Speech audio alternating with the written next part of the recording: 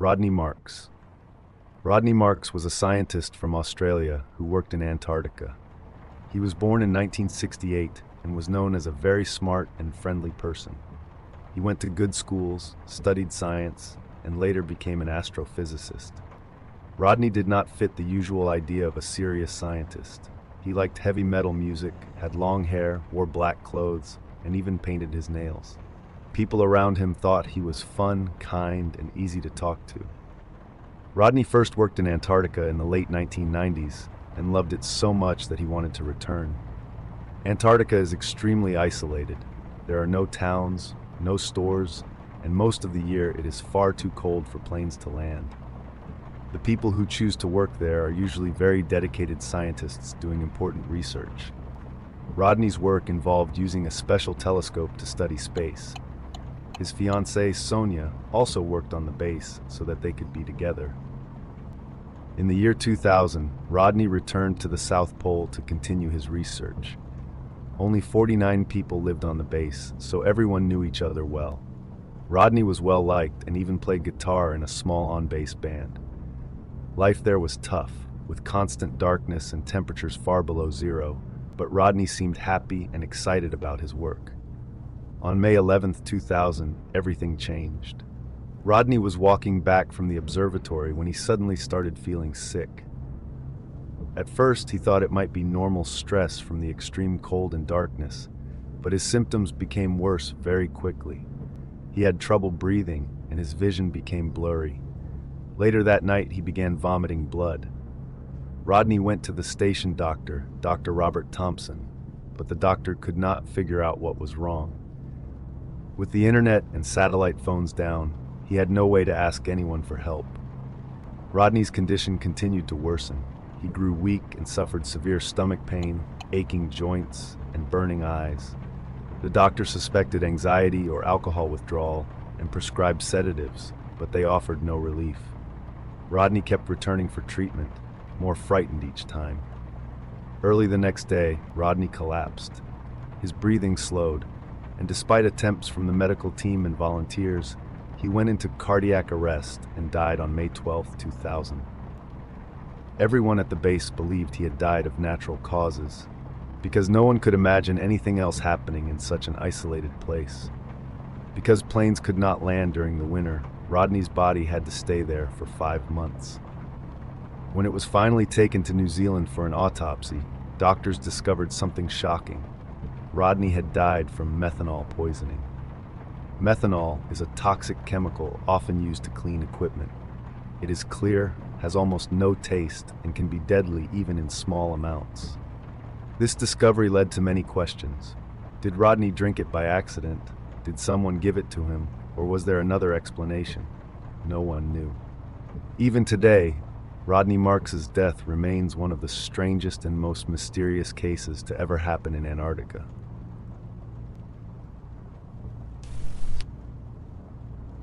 Last image of 17-year-old Jonah, who on this day 10 years ago went missing after leaving home to go jogging. She was later found burned alive from an abandoned barn. Jonah had broken up with her 25-year-old boyfriend Ramin Azimi due to the age difference. She moved on, and he fell into depression because he had wanted to marry her. So he abducted her from her usual jogging route he had memorized due to stalking.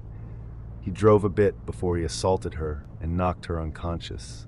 Then he drove to an abandoned barn where he tied her to a table, doused the place in gasoline, and lit the place on fire.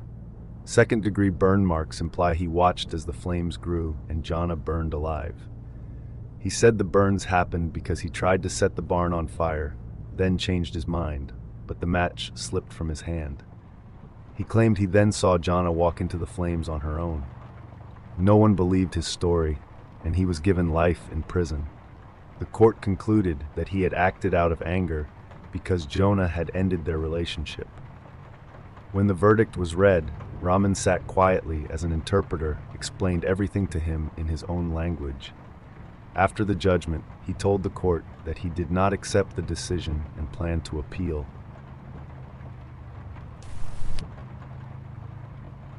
Annika Ferry was a 21-year-old engineering student who loved the outdoors, travel, and watching the sunrise. Early one Wednesday morning, she and her best friend Beck Bennett went for a bushwalk at North Head in Sydney. They left around 5:30 a.m., hoping to reach an old World War II bunker on the cliff top in time to see the sunrise. It was a place where people often went to take photos because the view was beautiful. When they arrived, the two friends enjoyed the bright sunrise and took photos. Beck took several pictures of Annika smiling and posing in front of the sky. Annika's family later released these photos because they wanted people to see how happy she was in her final moments. Not long after the photos were taken, a terrible accident happened. Annika was hanging from the concrete bunker when part of its roof suddenly gave way. This last photo of her was taken mere seconds before the tragedy. The falling piece struck her, and she fell to the rocks below. Beck tried very hard to save her, giving CPR and calling for help, but the area was very hard for emergency crews to reach. Police, paramedics, and a rescue helicopter all tried to get to the scene quickly, but it was already too late. Annika's father, Dr. Jim Ferry, said his daughter had always been full of energy and joy. She studied renewable energy engineering at the University of New South Wales and had been on the Dean's Honor List. She had gone to Queenwood School for Girls and had even traveled to Antarctica with her father the year before. People who knew the family were heartbroken, saying she had so much promise and had already done so many amazing things at a young age. Police said they are still looking into the details of the accident, but they believe it was a very sad and unexpected event. Officers explained that the area around the bunker is rough and hard to access, and even workers in the area warn visitors that it can be dangerous. The Valley of the Headless Men. Deep in northern Canada, there is a place called Nahanni National Park. It is very far from cities and towns. No one lives there, and the only way to reach it is by boat or small plane. The land is wild and beautiful, with tall mountains, deep rivers, and huge cliffs.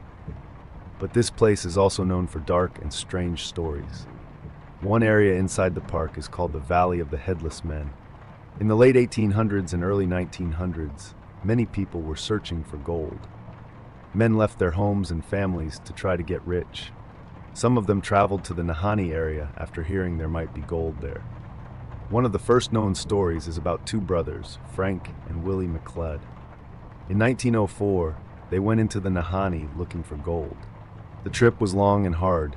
They traveled by train, then by boat, and finally on foot through rough land. The brothers found gold and returned home safely. Because of this success, they went back again a year or two later. This time, they never came back. After waiting for years, their brother Charlie went to look for them. He and a small group followed the Nahanni River deep into the land. Along the way, they found campsites that looked like the ones Frank and Willie had used. After many days of travel, the group found two skeletons near a burned tree. Both bodies were missing their heads. Near them were items that belonged to Frank. Charlie knew he had found his brothers. No one could explain what had happened. The skulls were never found, and there were no clear signs of a fight. This was not the last strange death in the area. Over the next few years, more gold seekers entered the Nahanni. Many of them were later found dead, often without their heads. Some were found near burned cabins. Others were tied to trees. Because of these events, the area became known as the Valley of the Headless Men. In the 1920s, a woman named Annie Lafert joined a hunting group. One day she vanished without a trace. Later, someone claimed to see a woman climbing a mountain on all fours like an animal. Annie was never found. Other men also went missing, and their camps were found burned and empty. The Nahanni area is important to the Dene people who lived there thousands of years ago. They had many stories about spirits, giants, and dangerous beings. They believed some areas were sacred and should not be entered. They also believed in strong rules about death and spirits. These stories added to the mystery of the land. Some people believe the deaths were caused by wild animals, like bears or wolves. Others think rival gold seekers killed each other for gold. Some believe the stories grew bigger over time and were changed by rumor. There is even a theory that some details were wrong and that the bodies were not truly headless when first found. Today, Nahanni National Park is protected and mostly untouched. While there may be normal reasons for the deaths and disappearances, the number of strange stories is hard to ignore.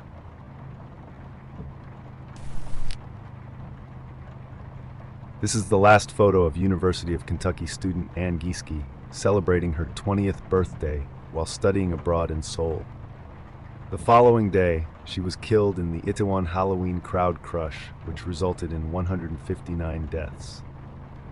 Ann, a native of Fort Mitchell, Kentucky, was a junior at the University of Kentucky, majoring in nursing. She had recently celebrated her 20th birthday abroad and had been actively involved in her high school marching band at Beechwood High School. The tragic stampede occurred during a Halloween celebration in Seoul, where more than 100,000 people had gathered. Witnesses described chaotic scenes as the dense crowd surged through narrow alleys, resulting in hundreds of deaths, including Ann and one other American.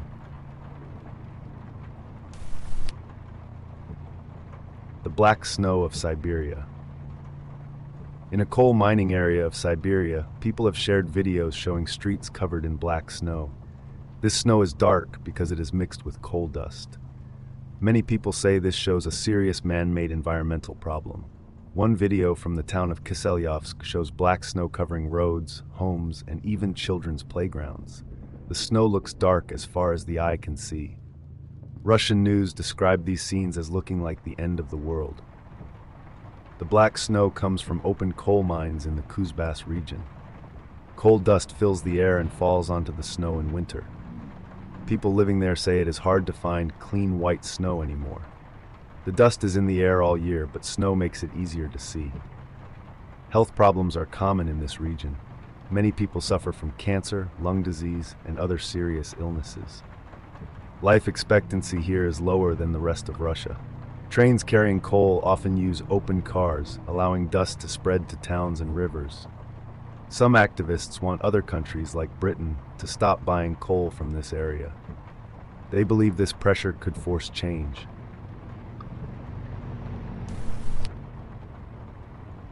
Peter, Sue Kim, and Christine Lee Hansen's last Christmas photo, 2000.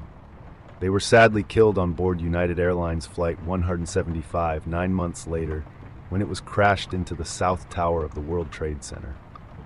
Christine, aged 2, was the youngest victim of 9/11.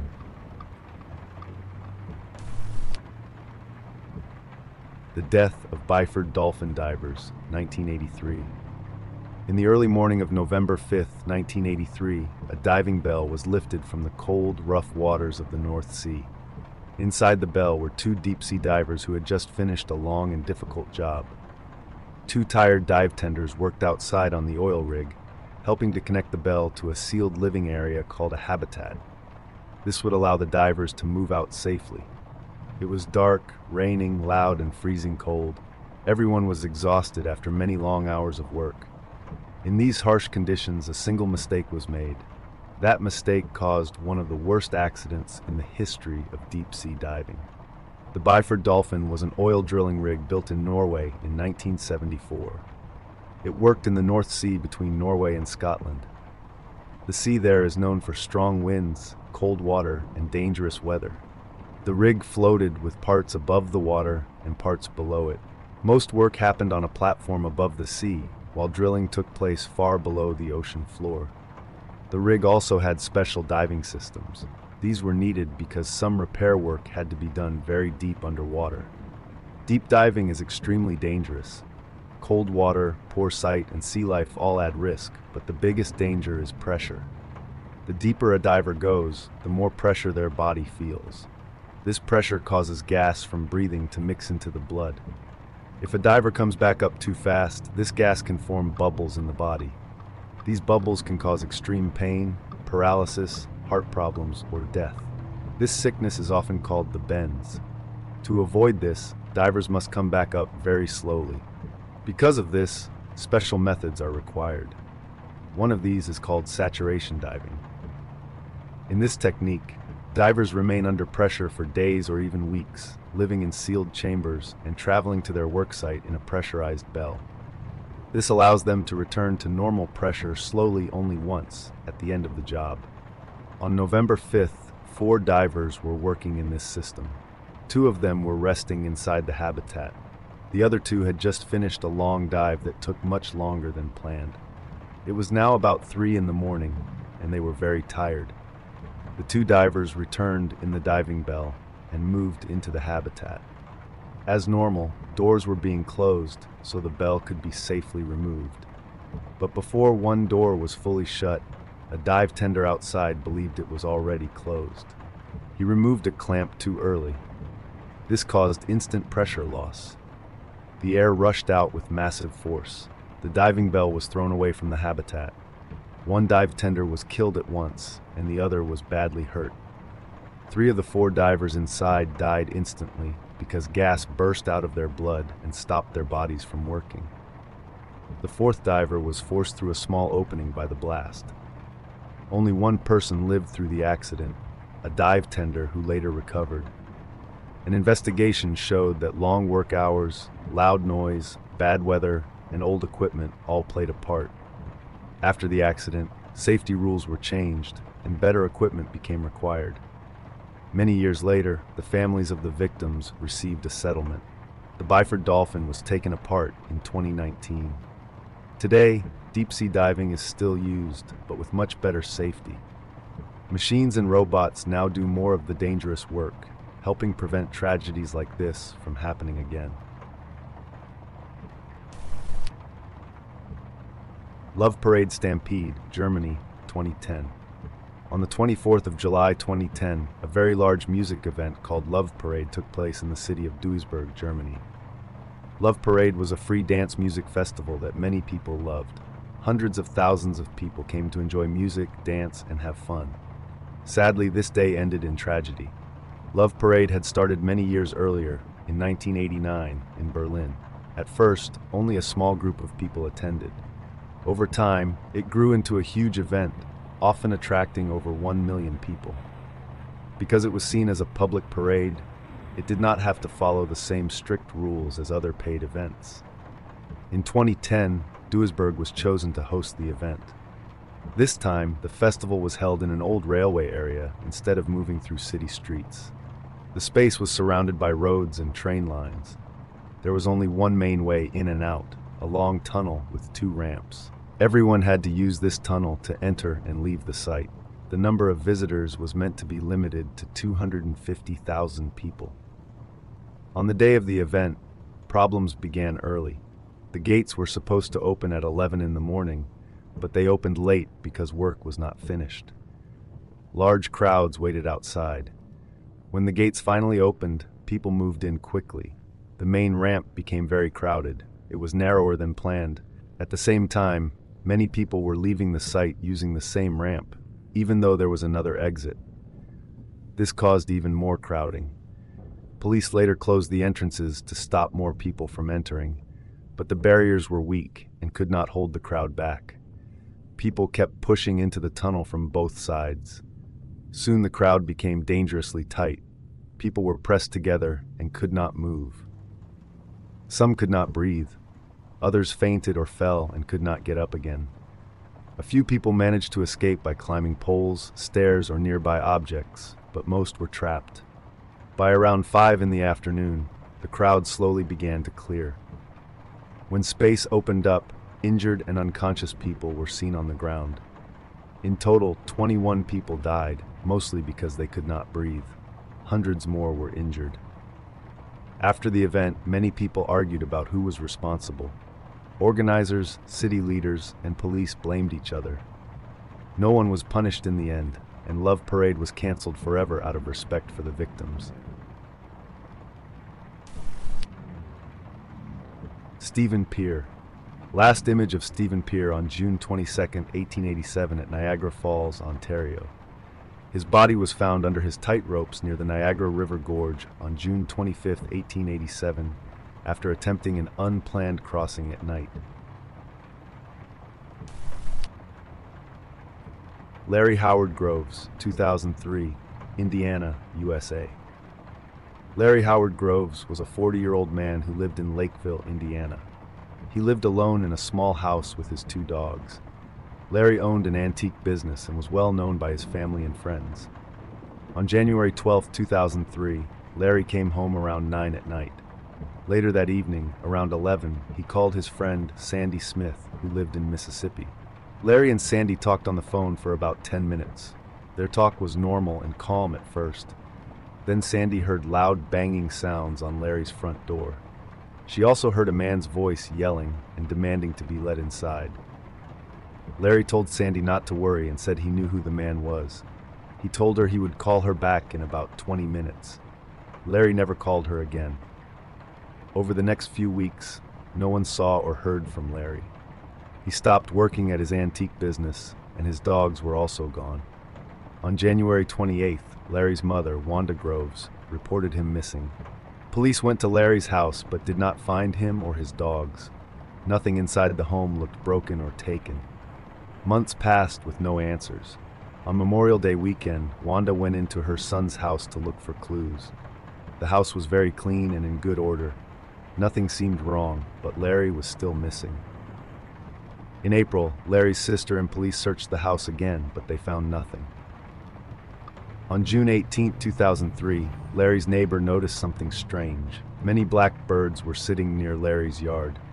He also saw a large number of flies on the side of Larry's house and on the windows. At first, he thought it was caused by fallen fruit from a tree. When he looked closer, he saw the flies were covering the house. The neighbor called Durrell Bennett, the owner of the house. Durrell came over, and together they went inside. Right away, they smelled something very bad. They searched the house but did not find anything.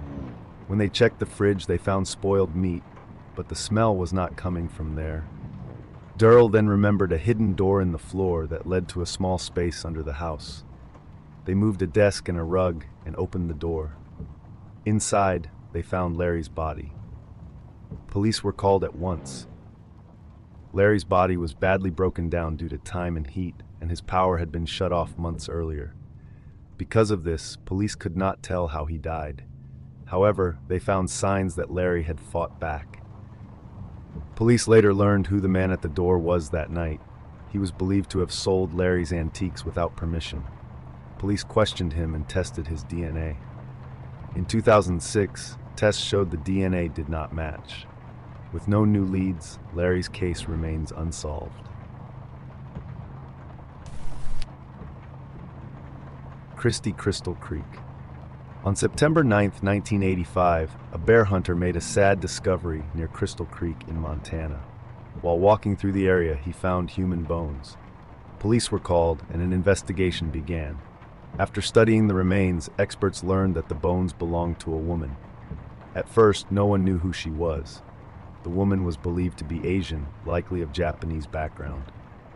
There was also a chance that she had some white family history. Her teeth showed dental work that was common in Asia. The work was very detailed and well done. This helped give clues about where she may have come from. Her hair was thin and wavy, and its color ranged from black to light brown. It did not appear to be treated with chemicals. Her teeth showed signs that she was a smoker. She also had strong cheekbones and was likely right-handed. Even with all of this information, police could not figure out her name. After many failed attempts, they gave her a name so she would not remain unknown. They called her Crystal Creek, named after the place where she was found. Years later, the Missoula County Sheriff's Office cold case team decided to try again. They worked with a private lab that uses advanced DNA testing. The team used DNA from public family history websites. These sites helped them search for family matches and build a family tree.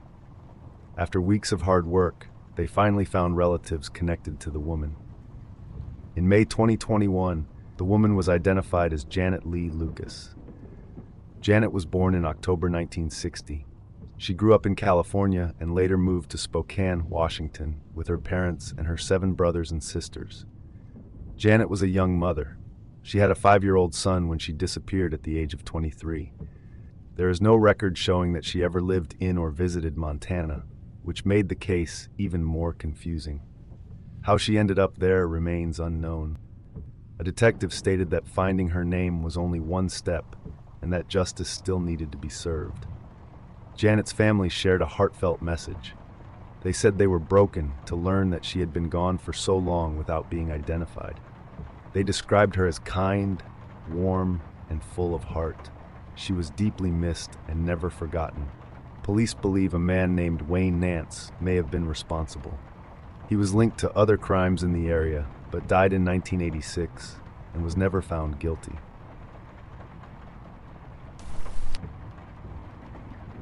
Death of Jeanette De Palma, 1972. Jeanette De Palma was born on August 3, 1956, in Jersey City, New Jersey. Her parents were Salvatore and Florence De Palma. They were Italian and very religious. Jeanette grew up in a large family. She was one of 8 children with 4 sisters and 3 brothers. When Jeanette was young, the family lived in Roselle.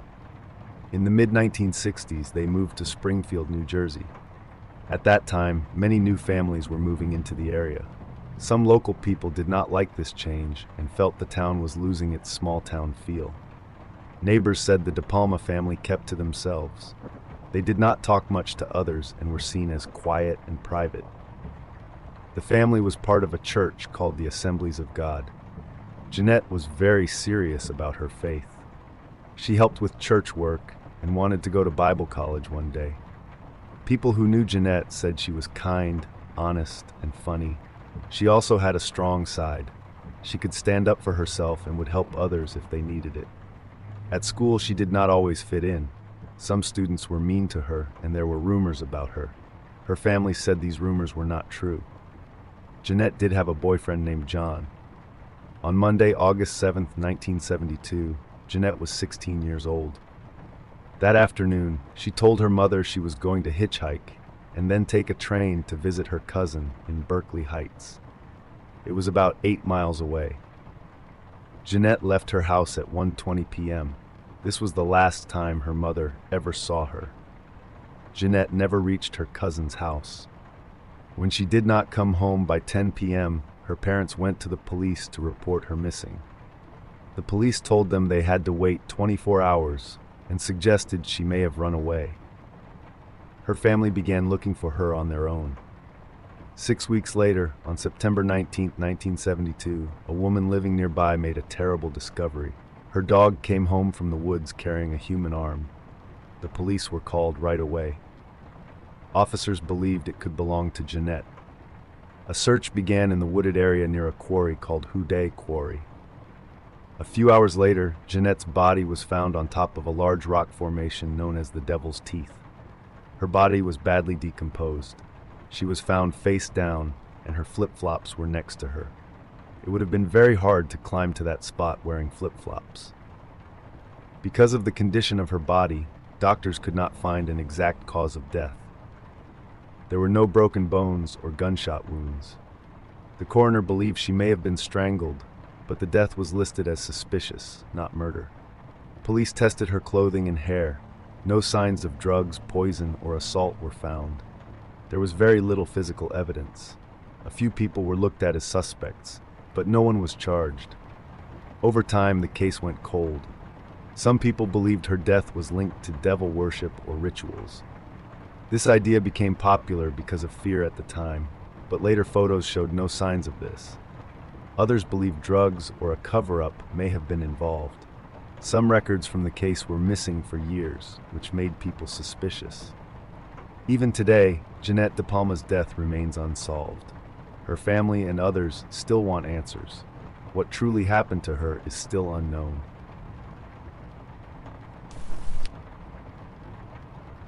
In January 1935, a strange and frightening event took place at the President Hotel in Kansas City, Missouri. A young man checked in on January 2nd using the name Roland T. Owen. He looked to be in his 20s or early 30s. He had a scar on his head and an injured ear, which made some people think he might have been a boxer. He carried almost nothing with him, only a comb, toothbrush, toothpaste, and a hairbrush. The bellboy thought this was odd, since most guests brought bags or extra clothes. Roland asked for a quiet room on the 10th floor and was given room 1046. From the beginning, hotel staff noticed that he acted nervous and stayed in near total darkness. The maid, Mary Soptic, said he kept the shades closed and only used a small lamp. When she cleaned the room, he asked her not to lock the door because he was expecting someone. The next morning, Mary found the door locked from the outside, which told her someone had secured it while leaving. Roland was sitting in the dark once again. While she cleaned the room, the phone rang, and Roland answered it, speaking to someone named Don and refusing to eat. His behavior made Mary wonder who Don was and why Roland seemed so frightened. Later that day, when Mary returned with towels, she heard more than one voice. When she knocked, a deep voice, not Roland's, told her they didn't need any towels. This was the first clear sign that someone else had been in the room with him. Strange things were happening outside the room as well. A taxi driver that same night picked up an injured man near the hotel. The man wore only an undershirt and underwear, even though it was freezing outside. He kept saying he was going to kill that guy tomorrow, but the taxi driver never saw him again. A woman staying in a nearby room also heard a man and woman arguing late at night, though she wasn't sure from which room the sounds came. On the morning of January 4th, the hotel staff noticed that the phone in room 1046 was off the hook. A bellboy tried to check on the room but could not get in. Later, another bellboy used the master key and found the room dark. Roland was lying on the bed without his clothes on, and there was a dark stain on the sheets, but the bellboy thought he was drunk. He hung up the phone and left. When staff returned a short time later, they discovered the truth. Roland was on the floor, covered in blood. Blood was on the walls, the floor, and even the ceiling. He had been tied with cords, beaten, stabbed in the chest, and possibly strangled. When police asked who had hurt him, he said, "Nobody. I fell in the bathtub, even though this was clearly impossible." He was taken to the hospital and died shortly after. A year later, police learned the name Roland T. Owen was fake. A woman from Alabama recognized him in a newspaper and said the dead man was her son, Artemis Ogletree, only 17 years old. He had left home in 1934 to travel. Even stranger, Artemis's mother had received letters from him after he was already dead. The letters were typed, even though Artemis did not know how to type. She also got a phone call from a man who said Artemis was fine and that he had saved his life. Police found fingerprints from a woman in the room and letters linked to a criminal named Joseph Martin, but they could never prove anything. To this day, no one knows who Don was, who was in the room with Artemis, or why he was killed. Lake Peigneur sinkhole, 1980. On November 20th, 1980, Lake Peigneur in Louisiana started out as a calm and peaceful place. The lake was usually quiet, and many people came there to fish or enjoy nature. An oil company had hired a drilling team to look for oil under the lake. Beneath the water was a huge dome of salt. The workers on the drilling platform were skilled and knew their job well. Early in the morning, their drill got stuck deep underground. At first, the workers did not worry because this happened sometimes. They tried to free the drill, but suddenly the drill twisted hard, and loud popping sounds came from below. The workers knew something was very wrong. They quickly left the platform and moved their boat to safety. Moments later, the entire drilling platform tipped over and sank into the lake, even though the lake was only about 10 feet deep. Then something even worse began. A huge whirlpool formed where the platform had sunk. It grew bigger and stronger. It pulled in boats, barges, trees, parts of the shore, and even cars and buildings. Water from a nearby canal, which usually flowed toward the Gulf of Mexico, began to flow backward into the lake because the whirlpool was so powerful. While this was happening above, something dangerous was also happening below the ground. Under the lake was a large salt mine with many tunnels. That morning, 55 miners were working there. One miner noticed muddy water rushing into the tunnel. He knew this was a serious danger, so he warned everyone. The miners stayed calm and slowly made their way to the elevator. Even though it was slow and could hold only a few people at a time, all 55 miners escaped safely. The drill had broken through the roof of the mine. Water from the lake rushed in, dissolved the salt walls, and made the mine collapse. All the water from the lake drained into the mine in only a few hours. A tall geyser shot into the air because air inside the mine had no place to escape. After about 40 hours, the lake filled again, but it was now much deeper and full of salty water. Many barges popped back up, but most equipment and buildings were lost forever. Thankfully, no one died, but the damage was huge. In the end, companies paid millions of dollars for the harm caused.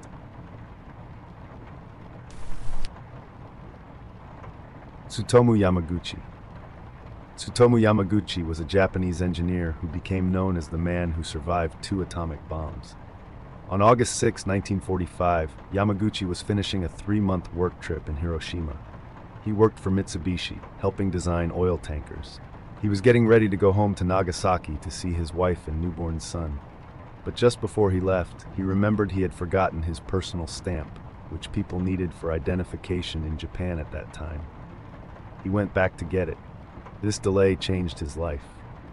As he walked, he heard a strange sound above him.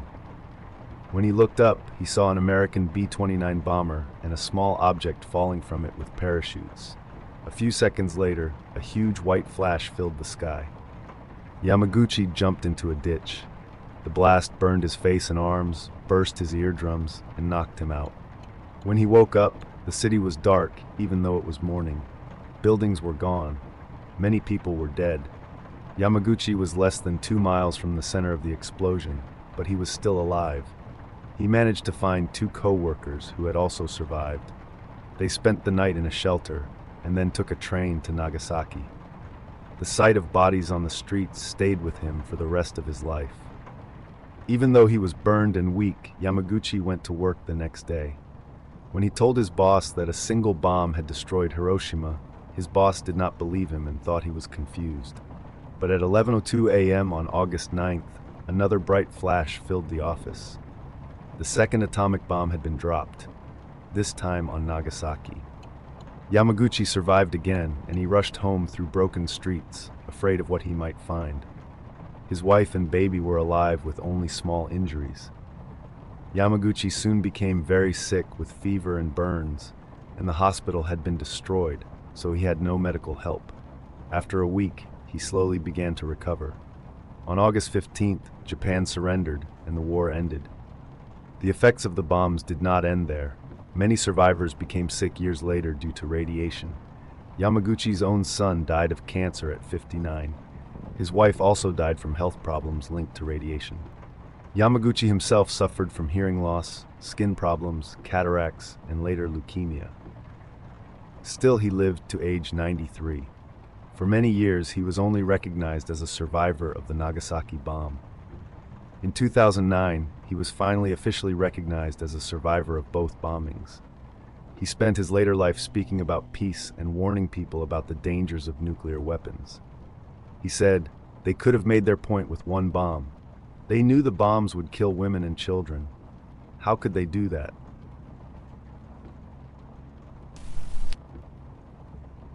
The Lake Nyos limnic eruption, 1986. On the night of August 15, 1984, a quiet road ran along Lake Muno in Cameroon, Africa. A truck carrying 12 people was moving slowly through the dark when a thick fog rolled off the lake. The driver didn't think much of it. It was just fog by the water. But soon the truck's engine stopped completely. The driver tried to start it again, but it wouldn't work. 2 passengers were sitting on the roof, watching as the others got out to see what had happened. One by one, they collapsed without a sound. All 10 inside the truck died almost instantly. The passengers on the roof looked around and saw animals fall too. That night, 37 people and hundreds of animals died, but no one could explain why. Cameroon's authorities kept the incident quiet, and the world didn't hear about it. On August 21, 1986, Lake Nyos, about 100 kilometers away, erupted in the same strange way. That night, villagers were asleep when a loud noise came from the lake. The water started to bubble, and then a thick fog rolled out, covering the area. Many people woke to terrifying sounds, the cries of neighbors as they collapsed. By the next day, up to 1,800 people and over 3,000 animals had died. Survivors and officials were confused. Some thought it was punishment from spirits or government experiments. Scientists studied both lakes and discovered a shocking truth. Both lakes sit on volcanic fields, and over many years, carbon dioxide gas had been building up at the bottom of the deep lakes. Normally, it stays trapped under the water, but on those nights, something triggered the gas to suddenly burst out. The carbon dioxide rose quickly, forming a low-lying fog. Because carbon dioxide is heavier than air, it stayed close to the ground and pushed out all oxygen. Humans and animals in the fog suffocated. The truck engine had stopped because there was no oxygen to run it. The few survivors had been at higher elevations, safe from the low gas. The red color of Lake Nyos the next morning was also caused by the massive amount of carbon dioxide released. This kind of disaster became known as a limnic eruption, a natural event where gas trapped in deep lakes suddenly escapes, often with deadly results. Scientists have since installed pipes in Lake Muno and Lake Nyos to safely release the gas, preventing future eruptions. Luckily, such events are rare, and only 3 lakes in the world are known to be at risk.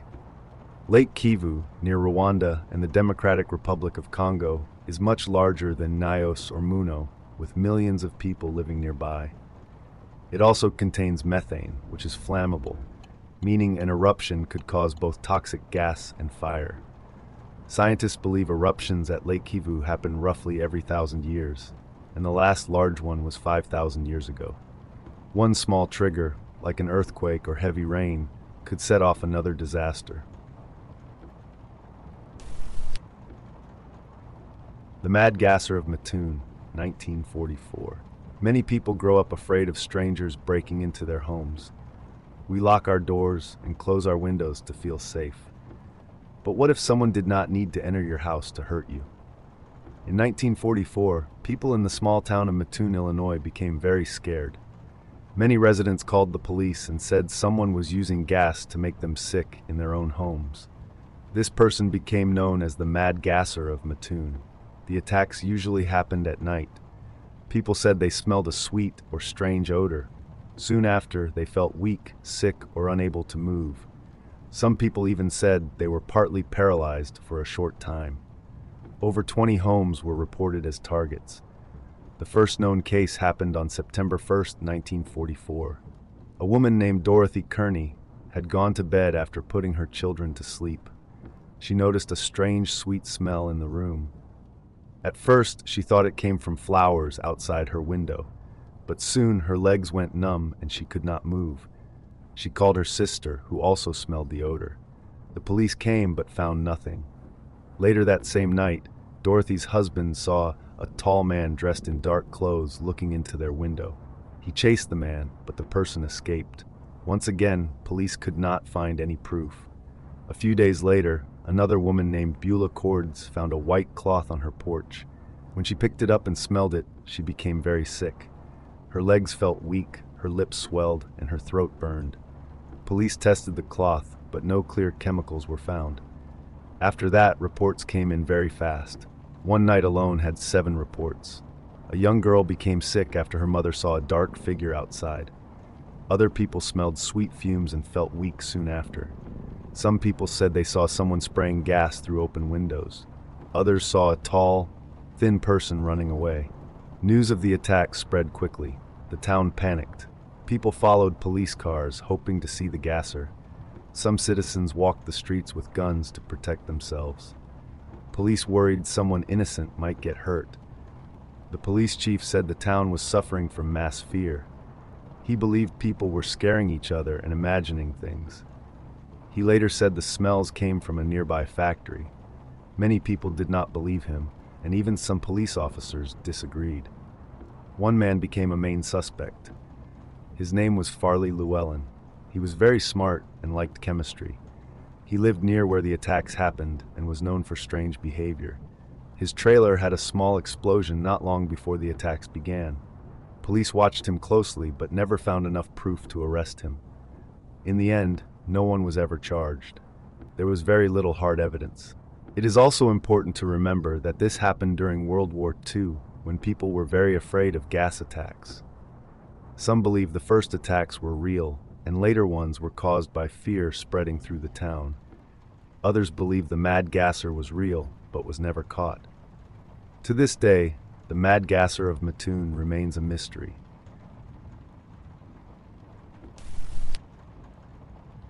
Bobby Dunbar's disappearance, 1912. In 1912, a 4-year-old boy named Bobby Dunbar went missing during a family fishing trip in Louisiana. He had been playing near the lake with his little brother and a family friend. The area was full of dangers like deep mud, sharp drops, and alligators. One moment Bobby was there, and the next he was gone. His family searched everywhere and called his name again and again, but there was no sign of him.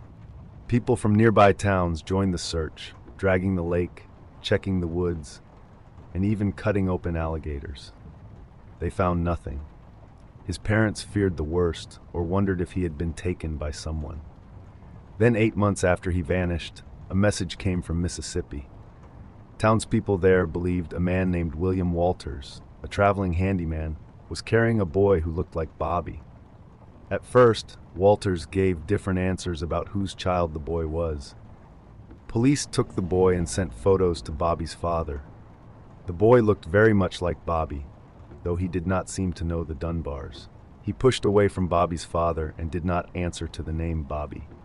Still, he had some of the same scars and marks, except one, the burn mark on Bobby's toe. Some people said maybe the mark had faded after months of walking barefoot. Bobby's mother, Leslie, looked at the boy closely. At first she was unsure, but after spending more time with him, she became certain he was her son. Townspeople cheered, newspapers wrote happy stories, and many believed the boy had been rescued at last. Meanwhile, Walters was arrested for kidnapping. Walters said the boy was not Bobby at all. He said the child was named Bruce, the son of a woman named Julia Anderson. Julia came forward and said this was true. She said she had let Walters take her son for a short trip months earlier, and he had never returned. But people at the time judged Julia very harshly because she was poor and had children outside of marriage. Newspapers mocked her and did not believe her. She had no money for a lawyer, and the town had already accepted the boy as Bobby. She left in defeat. Walters went to trial for kidnapping. Many people said they had seen him in the area when Bobby disappeared, while others said they had seen him with the same boy, Bruce, even before Bobby went missing. Walters was found guilty, though he was later released without a new trial. The boy grew up as Bobby Dunbar, but deep down he never felt certain of who he really was. As an adult, he sometimes said he remembered being kidnapped, but he also told some family members he did not truly know if he was Bobby or Bruce. The mystery lasted almost 100 years. Then long after Bobby had died, a DNA test was done by his descendants. It proved the boy raised as Bobby Dunbar was not related to the Dunbar family at all. He was Bruce Anderson, Julia's lost son. The Dunbars had taken him from her by force, and the truth only came out long after it was all over. The Pollock Twins Reincarnation Case, 1958. The Pollock Twins Reincarnation Case is one of the most famous stories about reincarnation. It happened in England and has confused and amazed people for many years. In the 1940s, a couple named John and Florence Pollock lived in Hexham, England. The older daughter was named Joanna, born in 1946. The younger daughter was named Jacqueline, born in 1951. The girls were very close and spent almost all their time together. Joanna loved to care for Jacqueline and often acted like a second mother to her. The family was very busy running a small food delivery business, so the girls spent a lot of time with their grandmother. The girls loved to play, dress up, and put on small shows. Joanna especially loved acting and being creative. Their life was normal and happy. One strange thing Joanna often said was that she would never grow up. At the time, no one thought much about it. On May 7, 1957, something terrible happened. Joanna, age 11, and Jacqueline, age 6, were walking to church with a young neighbor boy.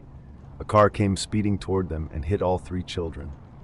All of them later died. The driver was a woman who was very upset and not in a good state of mind. Florence was completely broken by the loss of her daughters. John was also very sad, but he believed in life after death. He had read about reincarnation as a child and felt strongly that the soul could be reborn. He began to have dreams about his daughters and felt their presence in the house. Florence did not believe in reincarnation at all. This caused many problems between her and John. At one point, they almost separated. Later, Florence became pregnant again. On October 4, 1958, Florence gave birth to twin girls. The twins were named Jennifer and Jillian. John believed right away that the twins were the rebirth of Joanna and Jacqueline. Florence did not agree at first. Jennifer had the same birthmarks as Jacqueline, including a mark near her waist and a mark near her eye. Jacqueline had gotten a scar near her eye when she was alive, but Jennifer was also born with the same mark. When the twins were old enough to talk, they began to ask for toys they had never seen. The twins could name the toys and knew which ones belonged to which sister. The twins also had the same favorite foods, the same habits, and very similar personalities to the older girls.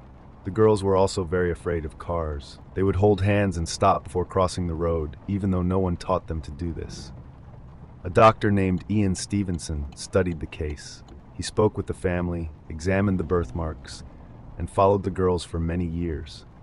He later wrote about the case in a book about children who remember past lives. As the twins grew older, the memories slowly faded, which often happens in reincarnation cases. As adults, they no longer remembered their past lives. Some people believe this case proves reincarnation. Others think the parents may have shaped the twins without meaning to. No one knows the truth for sure. Even today, the Pollock twins case remains one of the most interesting reincarnation stories ever told.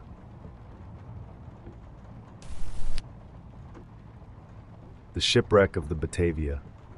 This is a dark story about how cruel people can become when there are no rules and no help. It tells the true story of the ship Batavia and the terrible events that followed its wreck. The Batavia was a large trading ship built in Amsterdam in 1628 by the Dutch East India Company. It was named after Batavia, an important city in the Dutch colonies. The ship was meant to sail across the world to reach that city, but it never arrived. On board were about 315 men, women, and children. Many hoped to start new lives in the colonies. The ship also carried gold and silver to trade for spices like pepper and nutmeg, which were very valuable at the time. The ship left Amsterdam on October 29, 1628. It was led by a commander named Francisco Pelsaert and captained by Arjen Jacobs. The two men did not like each other. They had argued in the past, and this caused tension on the ship. Another man, Geronimus Cornelis, joined the captain. He was angry at the world and planned to take power. As the ship sailed far from land, Cornelis and his friends planned a mutiny. They wanted to take the ship, steal the treasure, and start new lives. Their plan failed, but no one yet knew how dangerous Cornelis truly was. Weeks later, a violent storm hit. On June 4, 1629, the Batavia struck a hidden reef near the coast of what is now Western Australia. People woke in the dark to the sound of wood breaking and water rushing in. A soldier named Weeby Hayes helped many people escape. Thanks to his actions, most survived. Only about 40 people drowned. The survivors reached small nearby islands, with Beacon Island being the main one. They had some food, but almost no fresh water. Commander Pelsaert decided to leave in a small boat to find help. He took Captain Jacobs and other officers and began a long journey to Batavia, nearly 2,000 miles away. It took them 33 days to reach help. While the commander was gone, Cornelis took control of the survivors. He had missed the rescue boat and was now the highest-ranking person left. He took the food and weapons and began ruling through fear. Cornelis split the survivors into groups and sent some away to other islands. He ordered the killing of people he saw as weak or unnecessary. Men, women, and children were murdered without mercy. Some were forced to kill others. Over 3 months, more than 110 people were killed. Only a few women were kept alive. Meanwhile, the soldiers sent away found fresh water and food. They built simple weapons and defenses. When Cornelis tried to attack them, the soldiers fought back and captured him.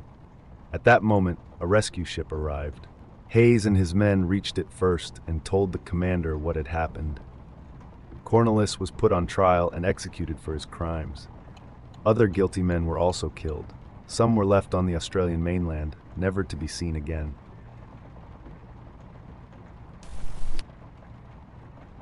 HMS Boyd. HMS Boyd was a British ship used to carry cargo and by 1800 to transport convicts. Its captain was John Thompson, an experienced sailor. On March 10, 1809, 139 male convicts were put on board for a dangerous journey to Australia. The ship arrived at Port Jackson in October, where the prisoners were unloaded. After that, Boyd set sail for New Zealand to collect good timber for cargo. The ship carried 70 people, including crew, passengers, and freed convicts hoping to start new lives. Among them was a boy named Teara, the son of a Maori chief from Whangaroa Bay. Teara had spent a year working on whaling ships and was now a ship's boy. During the voyage across the Tasman Sea, Teara got into trouble with Captain Thompson. Some stories say a cook blamed him for throwing cutlery overboard. The captain punished him cruelly. Teara was tied to the ship's anchor for days without food or water, and then he was whipped. Humiliated and angry, Teara began to plan revenge. He pretended to have learned his lesson and worked hard to regain the captain's trust. Eventually, he convinced Thompson to sail to Whangaroa Bay, claiming it had perfect forests for timber. When the ship reached New Zealand, Teara jumped overboard and swam to shore. He told his tribe about the captain's cruelty. In Maori culture, harming the chief's son was like attacking the chief himself. The tribe decided to take revenge. Teara's tribe invited Captain Thompson and some officers to explore a local river.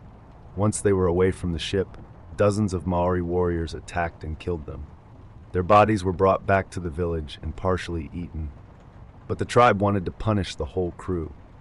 They dressed in the Europeans' clothes, returned to Boyd, and attacked.